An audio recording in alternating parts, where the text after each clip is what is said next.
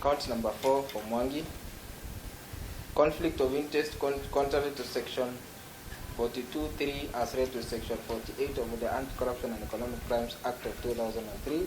The particulars: between 20th May 2014 and 19 June 2017 within the Republic of Kenya, being the governor of Murang'a County and the agent of Murang'a County government knowingly acquired a direct private interest in contract between the Murang'a County government and the Top Image Media Consultant Limited for provision of media buying services, and received a sum of Kenya shillings 31,829,800 from Top Image Media Consultants.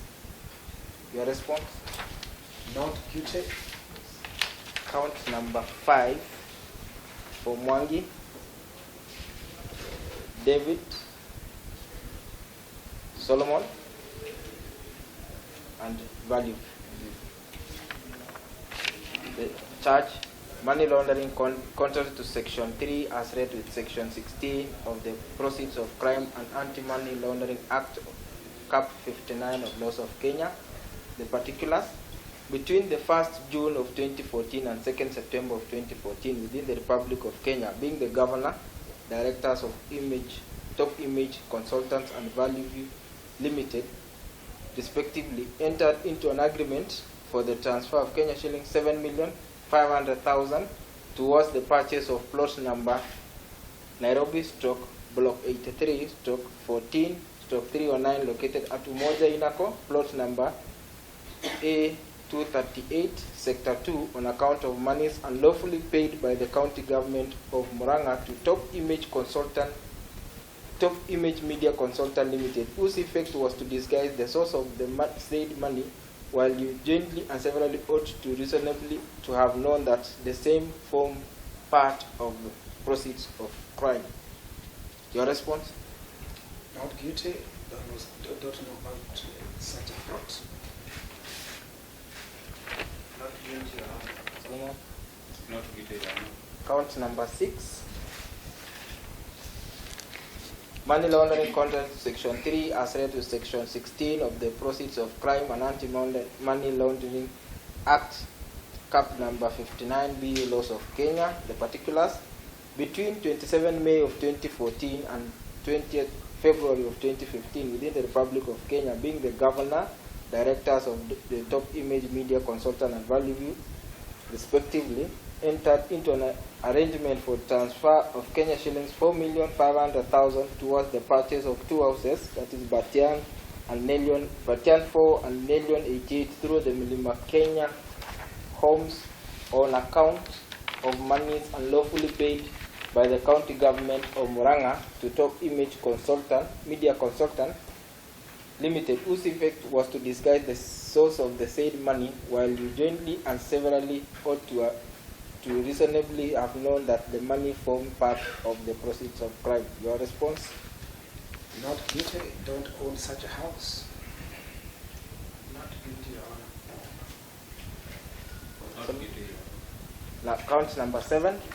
Money laundering contrary to section 3 as read with section 16 of the Proceeds of Crime and Anti-Money Laundering Act Cap 59B of Laws of Kenya.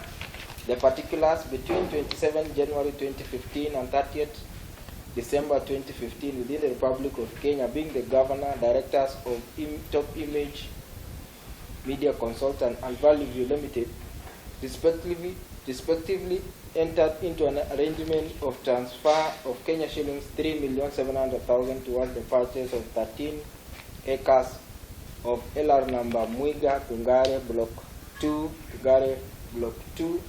on account of monies paid unlawfully by the county government of Murang'a to Top Image Media Consultant Limited, whose effect was to disguise the source of the said money, while you jointly and severally ought to have to reasonably have to know that the same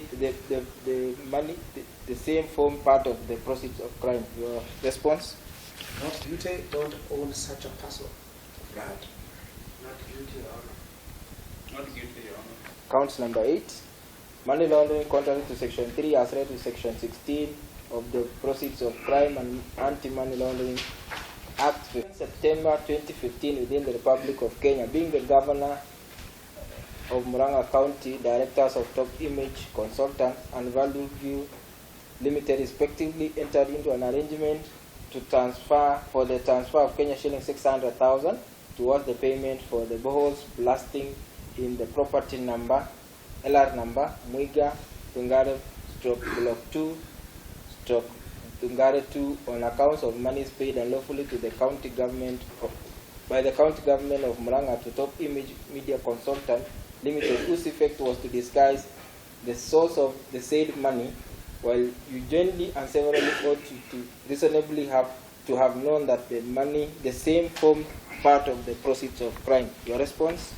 Not guilty, don't own such a personal blood. Not guilty, Your Honor. Not Media consultant, whose effect was to disguise the source of the said money, while you jointly and severally ought to reasonably to have known that the same formed part of the proceeds of crime. Your response? Not guilty, not part of top image. Not guilty, Your Honor. For accused persons with their respective counterparty Senior counsel. Under Constitution 2010, and therefore our need to adhere to the principle of fidelity to our Constitution. Therefore, it's the right of every Kenyan, Your Honor, who is brought before Court of Justice, they plead not guilty, the right to bail is a constitutional right. Your Honor, I wanted to invite you to take judicial notice of the following stark reality. Namely, that's what I mean by fidelity even to our multi-party democracy.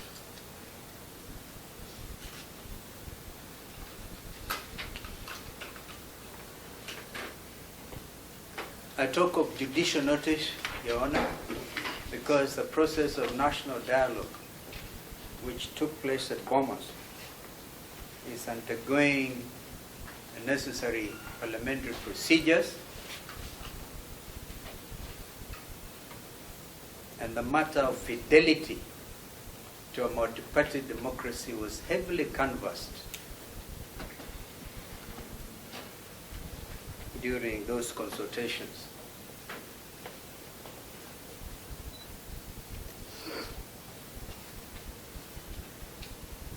Your Honor, the first accused is brought before you 10 years after the alleged commission of the offense of conspiracy, for example.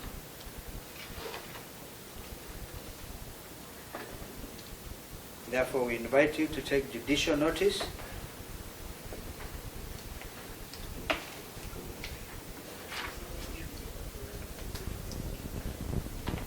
of the stark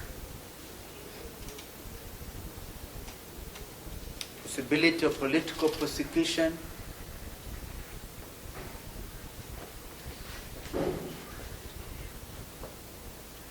and aggression against the principles of multi-party democracy.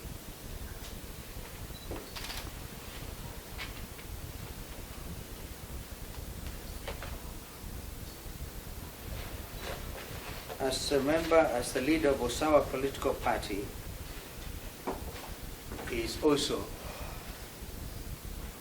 a member of my coalition,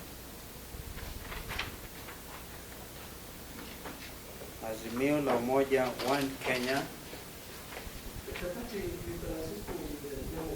Yes, indeed, Usawa political party, which is a member of Azimio la Umoja, One Kenya coalition.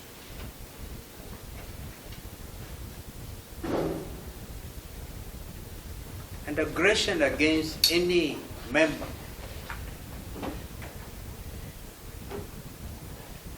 of any coalition, call it even Kenya Kwanza, is seen to be aggression against our constitutionally provided for arrangement of our democracy.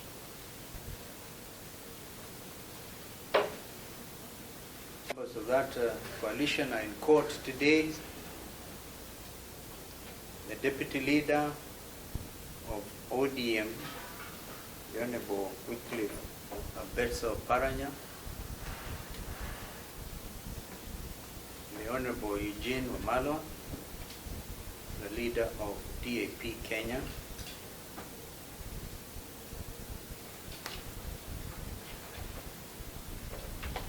and of course our own members, some of whom are counsel and properly before this court. Therefore, allow me,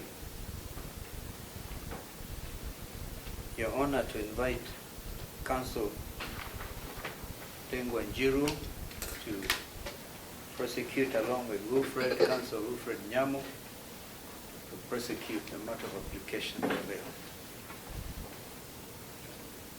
Thank you, Your Honor. The accused person. That is at paragraph B of the said section. The court is enjoined to evaluate the character, the antecedent, the associations, and the community ties of the accused persons. The first accused person, Your Honor, has gone on record that is the most immediate governor of Murang'a County, having served a full constitutional term of 10 years. It tells you, Your Honor, that our client has a serious societal ties with the community, subsequent to which a successful election ensues. It has further gone on record, Your Honor, that besides him being the immediate governor, he's also a leader of a political party, registered pursuant to Article 90 of the Constitution. It tells you again, Your Honor, that he has a serious societal association, societal ties, because he's leading the members of his party. Additionally, Your Honor, it has gone on record that besides him being a member of a political party, he has also his associates. That is the law. And his associates are evidenced before this court. I have had senior counsel mention Honorable Wycliffe Paranya. I have had senior counsel mention Honorable Eugene Wamalwa. Very fundamental societal players, one of them being the immediate minister, was Cabinet Secretary for Defense, and Honorable Wycliffe Paranya being the immediate governor of Kakamega County. That is the association the court must look into, among others. And whether of the accused person to attend for his trial. That is to mean, for example, if Honorable Wycliffe Paranya was to stand surety for the accused person, would the accused person generally abscond for his trial, granted the strong association look at in the question of the association? Thirdly, Your Honor, the court is invited to look at the question of the strength of evidence at paragraph D. The strength of the evidence of his having committed the offense. So even at this juncture, so as to protect the rights of an accused person to liberty, vis-a-vis his presumption of innocence, the court is being invited to look at the evidence. Previously, Your Honor, that was not the position. But this position has been constitutionalized pursuant to Section 7 of the 6th Schedule, which provides that whenever the court is applying the law, the previous legislations must be brought into conformity with the Constitution with the necessary modifications, adaptations, and alterations so that they can bring to full realization of the rights of an accused person. That is to mean, Your Honor, if the accused person, in pleading to the charges, says, I do not own that land, I do not own that property, can that just go undiscounted? That is evidence. The court is being invited. And embarrassing so, Your Honor, this juncture. Therefore, the law presumes that even at the particular time of taking plea, the prosecution should avail evidence so that the court may have the opportunity to evaluate the imports of Section 123, paragraph D. In this case, Your Honor, the benefit goes to the accused person. The law is not saying, look at the amount in question, because the amount in question is evidential. At this time round, we do not know how much money, if at all, was lost. These are mere allegations. And therefore the court is being invited to exercise reasonableness, and I wish to rely on the case of Edel Sum, S-U-M, versus Republic. Edel Sum versus Republic, 2022, EKLR. Nyakundi J had this to say.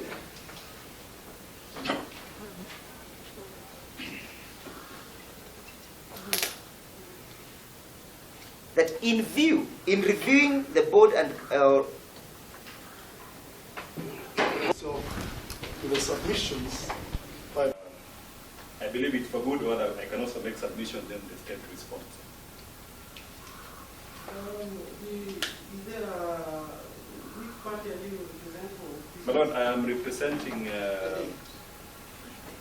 the fourth. Yes, Your Honor, as they say, a defense counsel is supposed to be emotionally intelligent and read the mood of the court. Your Honor, yesterday I was in court, I read your mood. I also read the mood of the prosecution. I don't think it has changed. The prosecution is not definitely opposing bail. If they oppose bail, then I can make submissions in rebuttal. But I don't think they are opposing bail. So, Your Honor, I will address you on the question of quantum. And, Your Honor, I'll begin my submissions under Article 27 of the Constitution, Paragraph 1, equality before the law.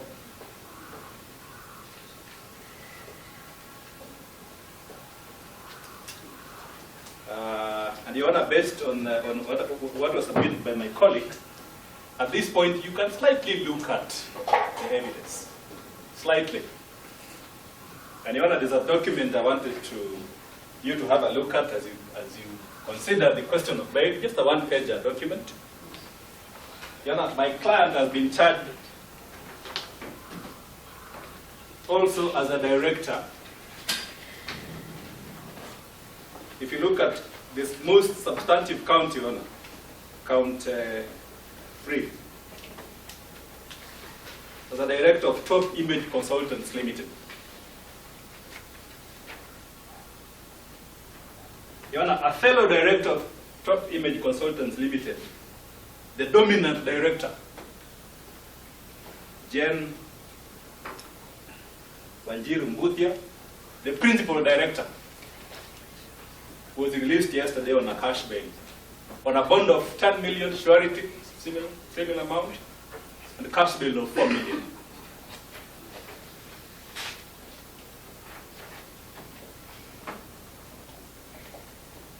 Your Honor, from the document I've submitted to you, she owns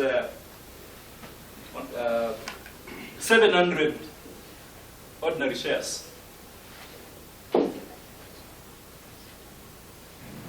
And and you released him on that bond, on those bond terms. And my client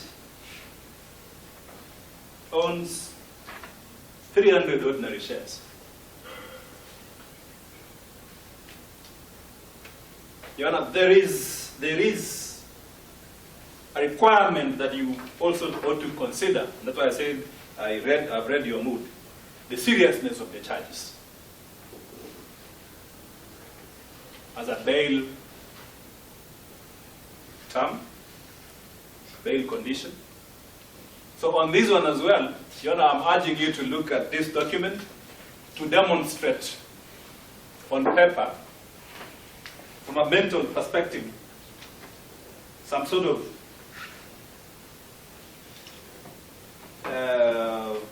term which you can then use, Your Honor, to determine the appropriate bail, the cash bail in this regard. Your Honor, if you do an econometric analysis, you can easily say that my client is entitled to a 1.7, because if 700 equals to 4 million, 300 then equals to 1.7 million. Your Honor, ordinarily on paper, one can easily say that. But then there's an additional fact, which, Your Honor, yesterday you said we can persuade you, and today, again, I want to persuade you, Your Honor. Your Honor, my client is what we call a nominee shareholder. We will cross that bridge when we reach there. But Your Honor, look at him. Your Honor, look at my client. Your Honor, he is not the kind of person, Your Honor, you can say, my Lord, he works kama mtu wa mkono. Your Honor, that is important too. He was put in this company for purpose of just registration. Your Honor, he's not someone who can access. If you're going to release him on 1 million shillings, Your Honor, he cannot afford 1 million shillings. He will spend his time in industrial area. And Your Honor, that will impact a fundamental constitutional principle that bail is supposed to be affordable to him. Your Honor, he is not the leader of AZIBIO. He is not a politician. He doesn't have money in his bank account. Your Honor, he's an orphan. You know, that should count for something.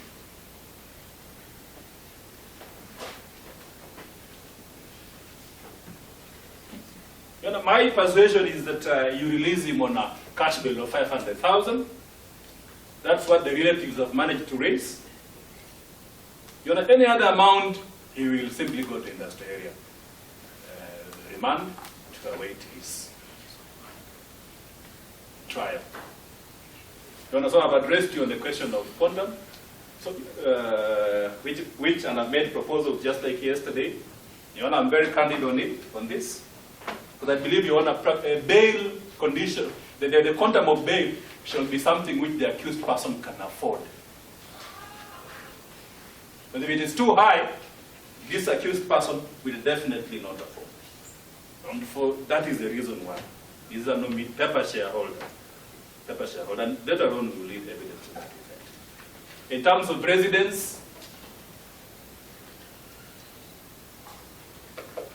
he resides in Nairobi. Your Honor, he doesn't own his own house. Your Honor, look at the fourth accused person. The fourth accused person accommodates him in one of his rented houses in Nairobi. So as a bail condition, he will be ready to subject himself to the court process. He'll attend court and record. He won't interfere with the witnesses at all. He's not capable of interfering with witnesses.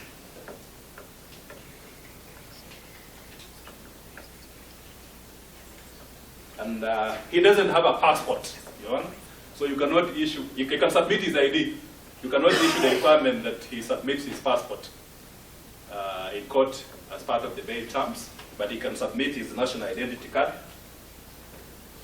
Your Honor, that is the kind of person, Your Honor, that is before you.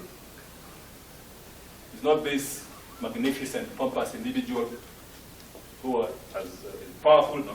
Unaona, this ni Waswahili wanasema ni mtu mnyonge. Ni mtu mnyonge sana. To the release of the accused person on bail through board. Your Honor, we concede as submitted by the learned senior counsel and the other defense counsel that bail is a constitutional right which is only to be denied when there are compelling reasons to do so.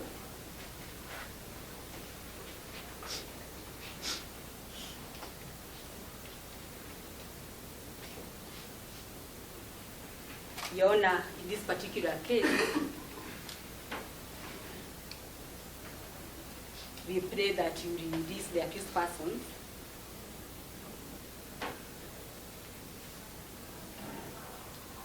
on such bail and board terms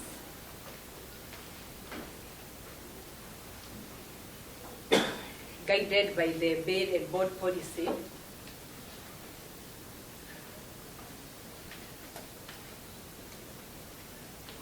and more specifically clause 4.9 thereof,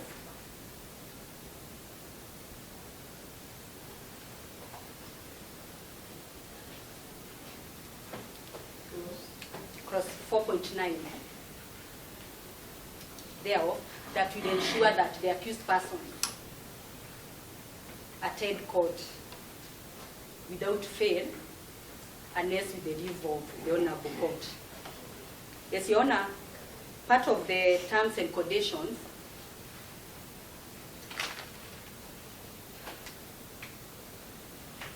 that the prosecution will be seeking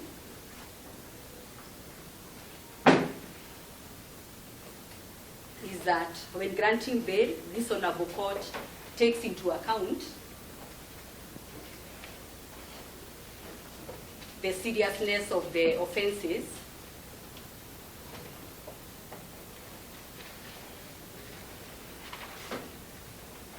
with which each of the accused person is charged with.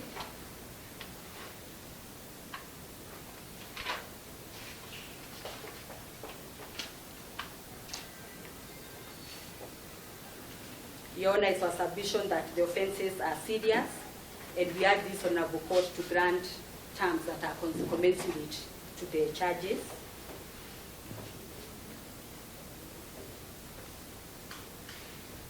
Your Honor, we'll also be seeking, as one of the conditions for bail. Yes, Your Honor.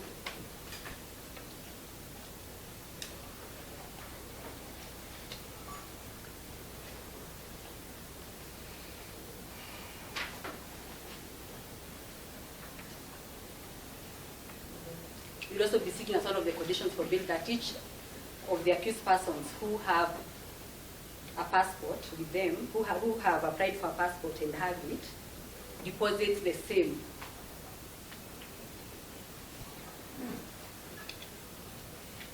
before the honorable court.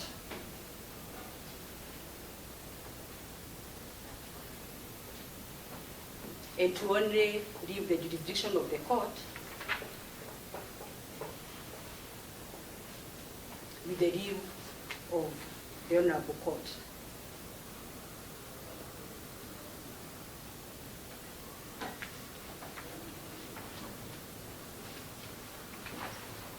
Yes, Your Honor, will also be requesting that one of the conditions for the accused persons be that they should not interfere with the witnesses once they are served, once the prosecution serves them with the evidentiary material that the prosecution will be relying on. And Your Honor, this applies more so in regard to the first accused person, who, Your Honor, even as you can observe from the persons who came to give him moral support, is a person of influence.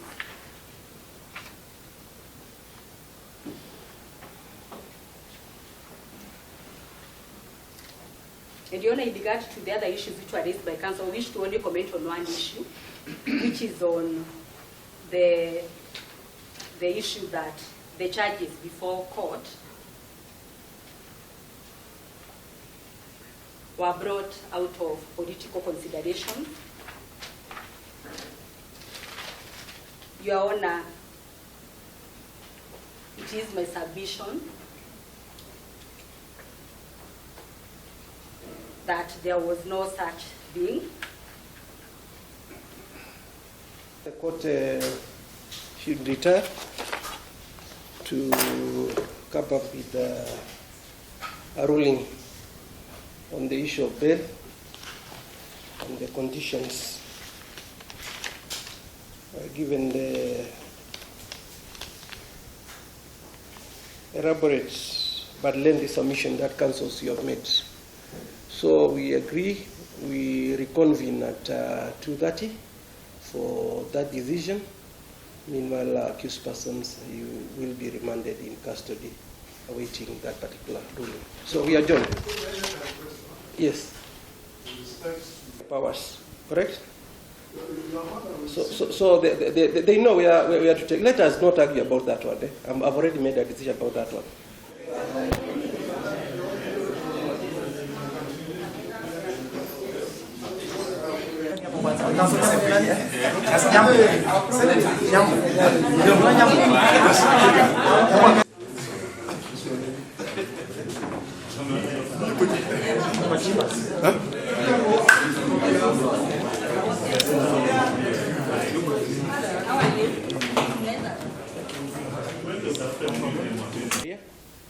Former Governor of Murang'a County and 10 others arraigned before this court, charged with 11 counts of corruption offences and money laundering.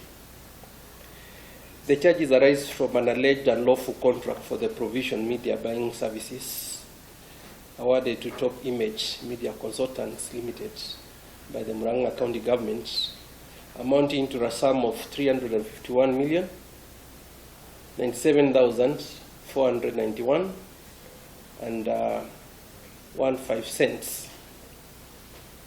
Accused persons, you have denied the charges, and through your counsel of record, you sought to be admitted to bail and/or bond. And at the onset, and on behalf of the first accused person, Senior Counsel Honorable Stephen Kalonzo Musyoka, at the court, to take judicial notice that first accused person was a party leader of the Usawa Party, a member of Azimio One Kenya Alliance. Senior counsel submitted that the charges was a result of political prosecution, a matter that was refuted by the prosecution in reply. Senior Deputy Director of Prosecutions, Ms. Gateru, submitted that the charges were based on lawful investigations by EACC, and the prosecution was sanctioned by the Director of Public Prosecutions. Counsels Ndegwanjiro and Nyamo, on behalf of the first accused person and the seventh accused person, submitted that accused person should be admitted to reasonable bail and/or bond terms as provided under provisions of Article 49 of the Constitution and the provisions of Section 123 of the Criminal Procedure Code, Cap 75. The court was also invited to observe the character and association of the first accused person, who is a political leader. This was said in support of the requirement that accused person not afraid risk. According to learned counsel, first accused was eligible to be released even on a free bond. Mr. Wanyama, learned counsel, on behalf of fifth accused, made a suggestion that accused person can be released on a sum of on a cash bail of $500,000, and invited this court to consider shareholding in Top Image Media Consultant Limited, and asserted that accused person was a man of limited means.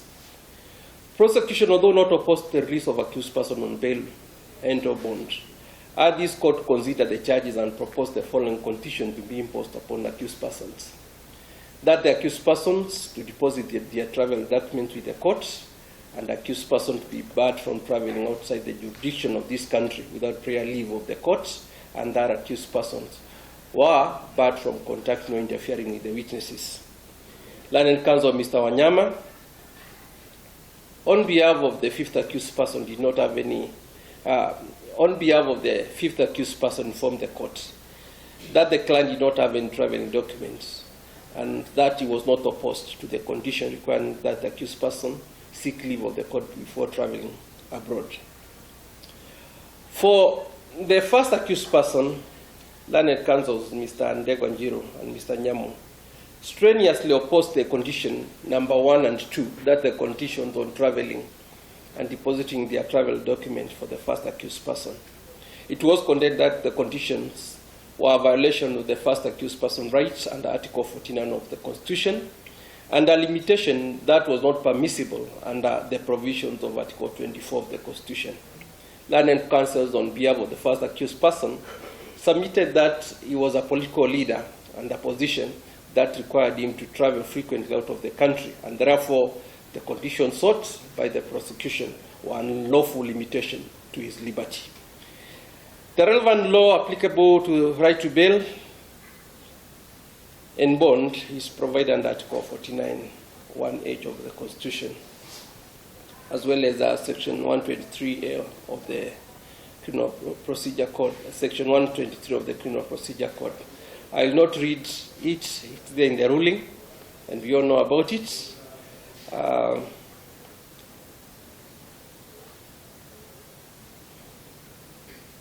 So, the right to bail under this Article 49 of the Constitution and its purpose was well considered in the decision that Learned Counsel Ndegwanjiro referred to the case of Idel Sum versus the Republic, a decision by Justice Nyakundi, who quoted with approval the case of Mohamud Chute, Wote, and 2 others versus the Republic. The quote is there. I'm not going to repeat that quote. In this case of Idel Sum, the High Court, the case of Ferdinand Dungu Waititu Babayao versus the Republic of 2019, AKLR. This decision is relevant to this matter for purpose of addressing the question of conditions that are imposed by trial courts. In that decision, the Court of Appeal considered the conditions which are almost similar to the one that had been proposed by the prosecution. And at paragraph 46, this is what the Court of Appeal held. That Article 49(1)H of the Constitution grants an accused person the right to be released on bail or bond on reasonable terms and conditions pending trial, unless there are compelling reason not to be released. The bail and bond policy guidelines formulated by the judiciary requires courts in granting bail to take into consideration earlier the facts and circumstances of each case, and to balance the rights of an accused person against the interests of justice. The Court of Appeal also made consideration to the case of Republic versus Zakaria Okodo Obando, a 2018 KR, where the accused person was the governor of Migori. Although the question of bail is a matter for the court to exercise its own discretion, I'm bound and guided by the authorities. The case of Idel Sum, the case of Waititu. I'll also have to take into account the nature of the charges, the bail and bond policy guidelines. I've also taken into consideration the first issue that was raised by Senior Counsel Kalonzo, as well as Mr. Ndegwa, the issue of character of the first accused person. And in my own view, I have no doubt that accused persons, both the first accused person, as well as that's the first accused person, fifth accused person, and seventh accused person, from all the submissions that I've had from counsels, I'm convinced that you are not a flight risk. For that one, I do agree with counsels that accused persons are not flight risks. All in all, balancing the right of the accused person against the interest of justice. This court, in the exercise of its own discretion, find the following to be the appropriate and fit terms of bail that shall attach to this particular matter. For the first accused person, Mwangi Wairia, accused person, you shall be released on a bond of 20 million, one surety for similar amount if it is a property, and in the alternative, a cash bail of 10 million. 20 million with one surety for similar amount, that's the bond. In the alternative, a cash bail of 10 million. For the fifth accused person, he shall be released on a bond of 5 million, one surety for similar amount, or in the alternative, a cash bail of 1 million. 5 million, one surety for similar amount, or in the alternative, a cash bail of 1 million. For the seventh accused person, you shall be released on a bond of 7 million, one surety for similar amount, 7 million, one surety for similar amount if it's property, or in the alternative, a cash bail of 4 million. In addition to that, all the accused person, you are barred from traveling out of the Republic of Kenya without prior leave of the court. If you must travel, we are not barring you from going anywhere, but you tell us that you are going abroad, then we shall make necessary arrangements. And you also inform us when you are coming back, because we have got a trial to manage. The other condition that all accused persons are also barred from contacting or interfering with the prosecution witnesses. I'll also order the first accused person and the seventh accused person. You are hereby ordered to deposit your traveling document in court. And I will not sign any release order unless I've seen your traveling documents in court, because counsel were in court yesterday when I made also a similar issue, and they are very much aware. So those shall be the condition that shall attach to your release on bond.